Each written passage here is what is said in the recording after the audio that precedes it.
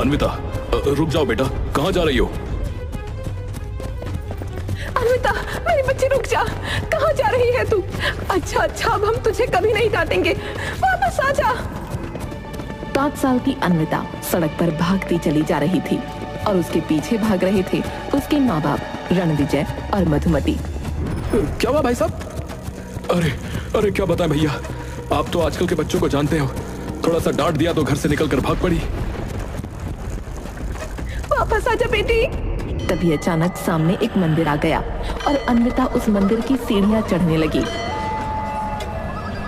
अरे बेटा, उस मंदिर में मत जाना, वो रहस्यमय मंदिर है, वो बहुत खतरनाक है।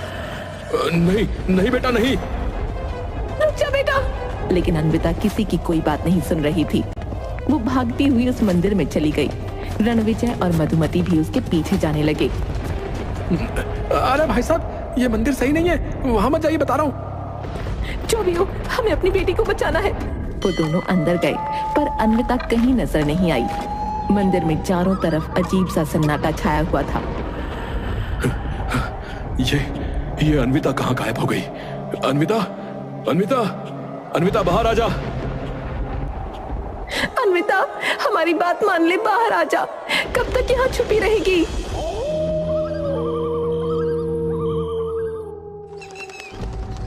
पूरी रात निकल गई और सुबह हो गई पर अन्विता का कोई अता पता नहीं चला।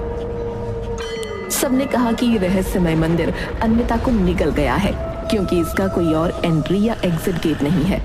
शायद ये लोग सही कह रहे हैं। मैंने भी इस मंदिर के बारे में बहुत सुना है। ये मंदिर सचमुच रहस्यमय है। हमारी अन्विता अब नहीं रही। चलिए। अन्विता को छोड़कर कैसे? मैं आपकी बात समझ रही हूँ पर अब कोई फायदा नहीं है। रणविजय हार मानकर लौट गया।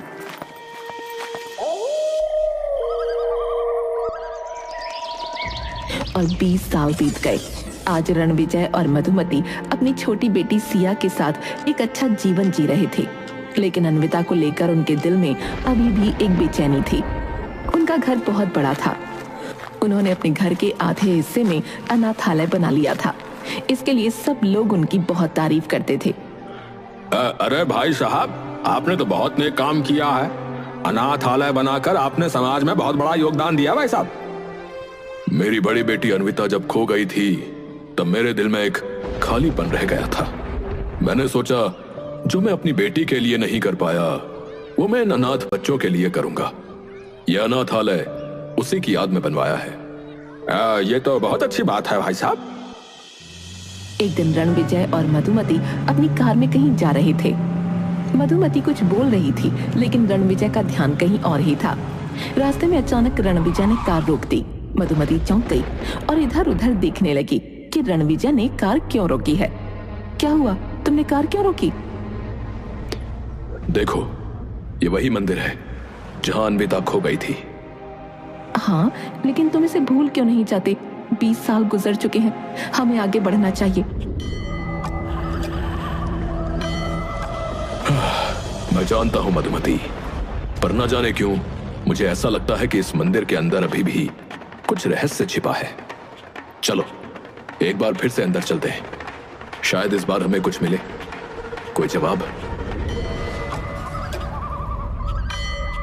रणविजय, तुम इस बारे में बहुत ज्यादा सोचते हो। हमें इस बात को पीछे छोड़ देना चाहिए। अन्विता को खोए हुए 20 साल हो गए हैं। क्या तुम्हें नहीं लगता कि अब आगे बढ़ने का समय आ गया है? तुम ठीक कहती हो, लेकिन क्या पता हमें उस दिन कुछ नजर ना आया हो जो आज दिखाई दे जाए। क्या तुम मेरे साथ चलोगी? ये सरासर जुनून है। प्लीज मेरी बात मानो, चलो यहाँ से। अब बस एक बार मधुमती। नहीं, अब नहीं, बहुत हो चुका। चलो यहाँ से, वरना मैं अकेले चली जाऊंगी। मजबूरन रणविजय को वापस जाना ही पड़ा।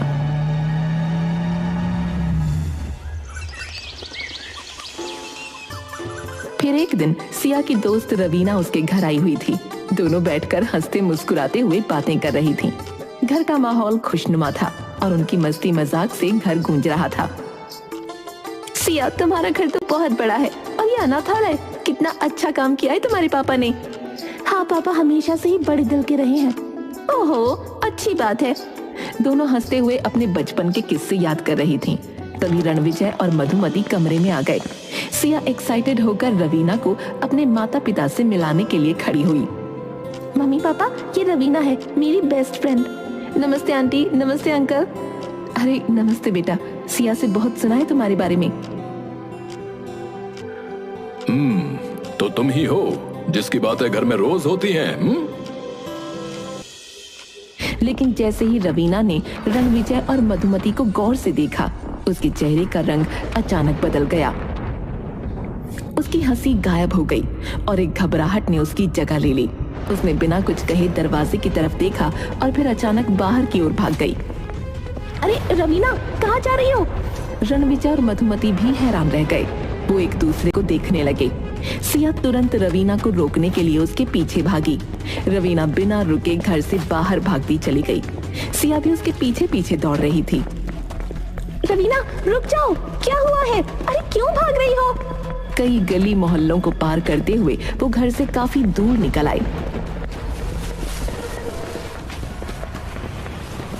सिया ने आखिरकार रवीना को एक सुनसान जगह पर रोक लिया।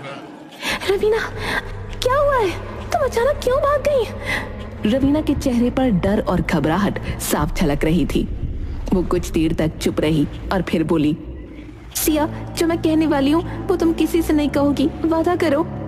क्या बात है रवीना, मैं वादा करती हूँ, तुम बताओ तो सही। सिया, मैं रवीना नहीं हूँ, मेरा असली नाम अन्विता है। वही अन्विता जो बचपन में उस रहस्यमय मंदिर में खो गई थी। सिया ये सुनकर चौंक गई। उसकी आंखों में हैरानी और खुशी के आंसू एक साथ झलक आए। क्या तुम अन्विता हो? लेकिन तुम बची कैसे? और तुम घर से क्यों भाग रही हो? मैं इस घर को भूल गई थी, इसलिए यहाँ चली आई, मुझसे गलती हो गई। ये कहकर वो वहाँ से भाग गई और सिया उसकी ओर देखती रह गई। उसकी आंखों में सवाल और उलझन थे, लेकिन वो उसे रोक ना पाई। सिया जब घर वापस आई तो रणविजय और मधुमती बेसब्री से उसका इंतजार कर रहे थे। जैसे ही सिया घर में दाखिल हुई, दोनों ने उसे घेर लिया। सिया, रवीना अचानक भाग क्यों गई? क्या हुआ था? बेटा, हमें बताओ क्या बात है। सिया ने एक पल के लिए सोचा, लेकिन फिर उसने चुप रहने का फैसला किया। वो अपने वादे को निभाना चाहती थी। मम्मी पापा, मुझे कुछ नहीं पता, रवीना बस यूं ही भाग गई थी। सिया, झूठ मत बोलो, हम तुम्हारे माता पिता हैं, हमें सच बताओ। बेटा, हम तुम्हें कुछ नहीं कहेंगे, बस हमें बता दो कि क्या हुआ था। लेकिन सिया ने सिर झुका लिया और चुप रही। रणविजय ने उसके कंधे पर हाथ रखा और गुस्से में उसे हिलाया। सिया, अगर तुम हमें सच नहीं बताओगी तो ये तुम्हारे लिए अच्छा नहीं होगा। बताओ क्या हुआ था। पापा, मैंने रवीना से वादा किया था कि मैं किसी को कुछ नहीं बताऊंगी। रणविजय का गुस्सा बढ़ता जा रहा था। उसने सिया को जोर से पकड़ा और उसे झकझोरते हुए डांटने लगा। सिया, अब और नहीं, हमें सब कुछ बताओ, वरना। पापा, रवीना, असल में वो रवीना नहीं है, वो अन्विता है। वही अन्विता जो बचपन में उस रहस्यमयी मंदिर में खो गई थी। सिया के मुंह से ये सुनते ही रणविजय और मधुमती के होश उड़ गए। उन्हें अपने कानों पर यकीन ही नहीं हुआ। दोनों के चेहरे लाल पड़ गए। क्या अन्विता, हमारी अन्विता जिंदा है? सिया, हमें उसका पता दो, हमें उसे ढूंढना होगा। सिया ने अन्विता के घर का पता दे दिया। रणविजय और मधुमती तुरंत उसे ढूंढने के लिए निकल पड़े और सिया भी उनके पीछे पीछे गई।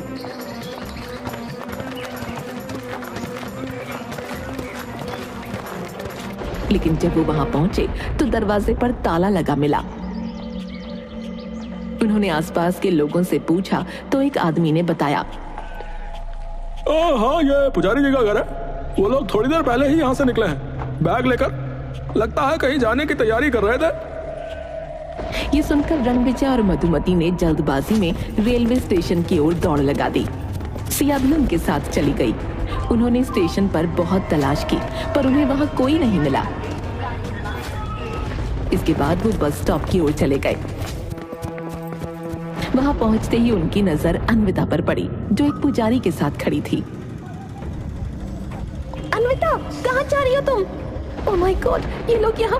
उन लोगों को आता देख अन्विता और पुजारी तेजी से वहां से भाग निकले। रणविजय और उसके परिवार ने उनका पीछा जारी रखा और भागते भागते वो लोग एक बार फिर उसी रहस्यमयी मंदिर में पहुंच गए। लौट घूमकर आखिर हम वहीं आ गए। अन्विता और पुजारी मंदिर के अंदर गए और देखते ही देखते गायब हो गए। रणविजय, मधुमती और सिया भी मंदिर के अंदर पहुंचे। रणविजय अचानक जोर जोर से चिल्लाने लगा, अन्विता, बाहर आजा, इस बार मैं तुझे नहीं जाने दूंगा, सुन रही है तू? सिया अपने पिता के इस बर्ताव से हैरान रह गई। उसे समझ नहीं आ रहा था कि उसके पिता अपनी बेटी से इस तरह एक दुश्मन की तरह क्यों बोल रहे हैं। पापा, आप इस तरह क्यों बोल रहे हैं? वो तो आपकी बेटी है, फिर आप? तुम चुप करो सिया, तुम कुछ नहीं जानती।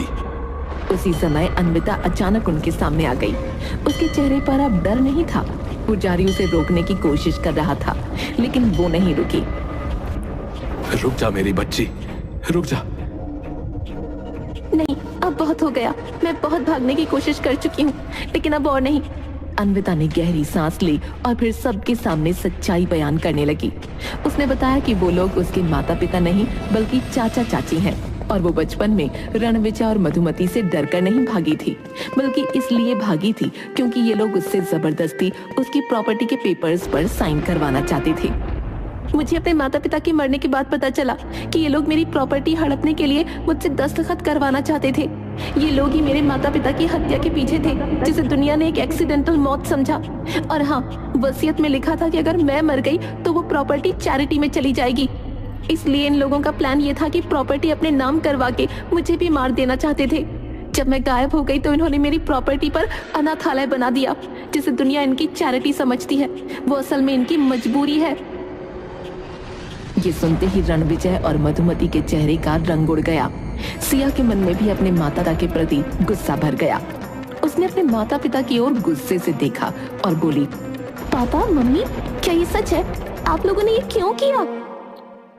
तो चुप रह सिया। तू इतने सालों से कहाँ गायब थी? क्या हुआ था उस दिन? जब मैं उस दिन यहाँ आई थी तो मुझे पुजारी जी मिले। उन्होंने मुझे इस मंदिर के खुफिया तहखाने में छिपा लिया।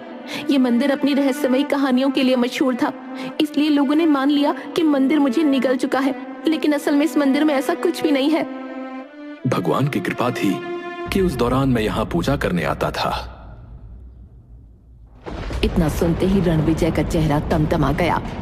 उसने अपनी बंदूक निकालकर सबको पीछे हटने को कहा।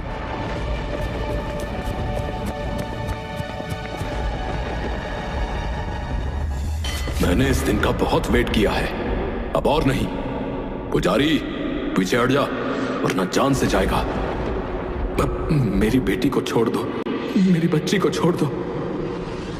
रणविजय बाहर जाने की कोशिश कर ही रहा था कि तभी एक तेज हवा का झोंका आया और वो अंदर की तरफ गिर पड़ा। अन्विता भी लड़खड़ाकर एक किनारे गिर गई। उसी समय मंदिर की एक मूर्ति के हाथ से त्रिशूल अचानक बाहर निकला।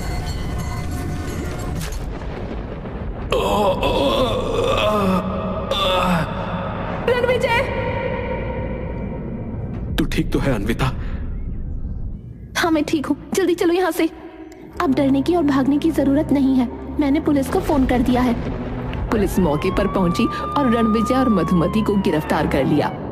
मैंने गलत कहा था कि ये मंदिर रहस्यमय नहीं है। ये मंदिर बिल्कुल रहस्यमय है। इसने पिछली बार भी मुझे बचाया था और इस बार भी बचाया। बिल्कुल सही कहा तूने। इसके बाद अन्विता पुजारी के साथ अपने असली घर की ओर लौट गई, जहां उसका बचपन खो गया था।